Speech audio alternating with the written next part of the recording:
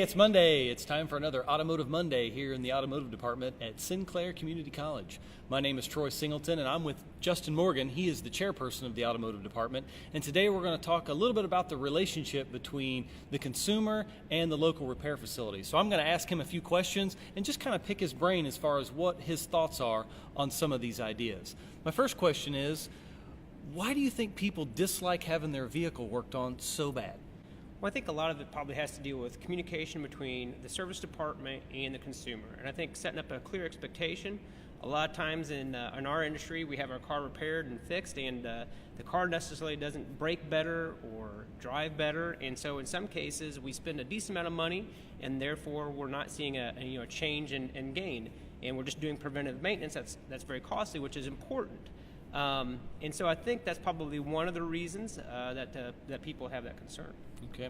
What do you think about the difference? Let's say a consumer goes to one repair facility and they get an estimate for the same problem that another repair facility has given them an estimate for, and the prices are so different. What are your thoughts on that? You probably have some of your own ideas, and you need to make sure that you're comparing apples to apples, because in some cases, Shop A might be using high quality parts, and Shop B might be using a lower grade quality of parts. So making sure that they're getting the same quality part, and more importantly, if you're the shop out there, making sure that you sell that service of why your service is better than the shop across the town, and going that route. So I think a lot of that has to do with kind of the price of the quality, the amount of labor involved, and making sure that the consumer is informed on how extensive that they're going in to repair that vehicle, and how what all their good money is being spent on.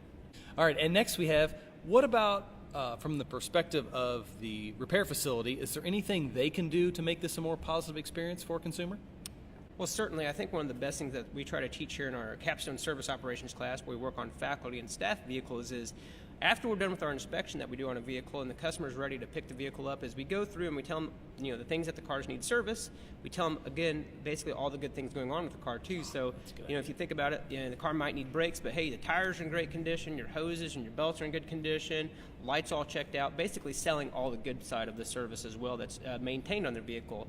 And at the same time is telling them, explaining to them, when you spend that $800 or $900 or more at the service or repair facility, of explaining in detail, not just giving them the ticket to the cashier, explaining the detailed service that they did and what their hard-earned money is being spent on.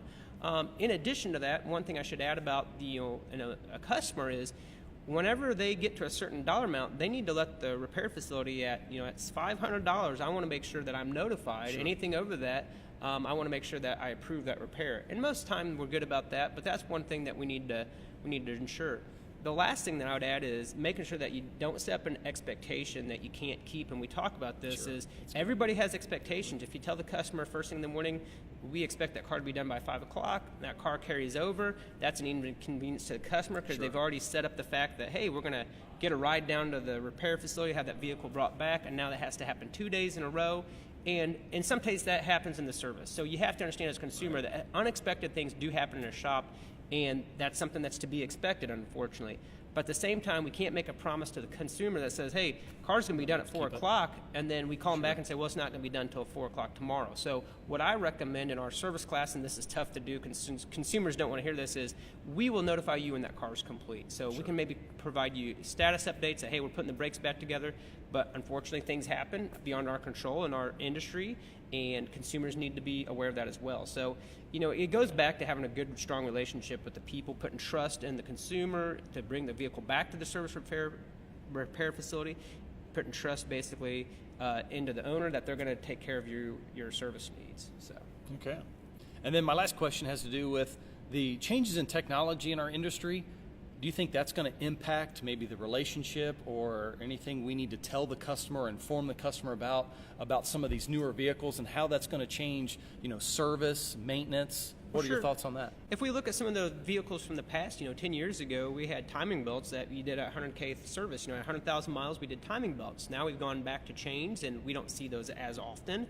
And now we have gasoline direct injected engines. Sure. And those of you guys that own gasoline direct injected engines, we're going to do a video in the future about the maintenance on those vehicles. But it's important when you're trying to do preventive maintenance. A lot of us think that the repair facility is taking advantage of us, but we're trying to prevent costly repair bills in the future. When we do a timing belt, or we do a service on a gasoline-directed injected engine, it's going to cost you money up front, but it's going to save you thousands of dollars on a replacement engine, maybe at 100,000 miles or something like that. So it's important that we do the proper maintenance on our vehicle. The one thing I can tell you as a consumer that you need to think about is we always think about that monthly payment, right? $400 or $500 a month on our vehicle, but we never think about budgeting for repair maintenance. We don't ever do that, right, in my opinion. And so we need to take into account that we need to have so much per month that we're going to put towards having the vehicles maintained and repaired, and that's important. And if you can't do that, maybe leasing a vehicle or always having a vehicle with that's under warranty is a good option for you as a consumer. So, those are the things that I think are important. In the future with technology, gasoline direct injected, they're having a lot of issues with misfires out there. If you talk to your local shop, and that's for a variety of reasons. And we need to make sure that those folks are doing those maintenance that those shop techs are trying to inform you about and have you perform. Okay. A lot of good information. I appreciate your time. Sir, it's always time spending time with you, so I appreciate it as well. Right. Thank you for watching, and if you like our videos, please like them and share those with any of the individuals you think might be interested in watching our videos. We'll see you next time. Thank you very much.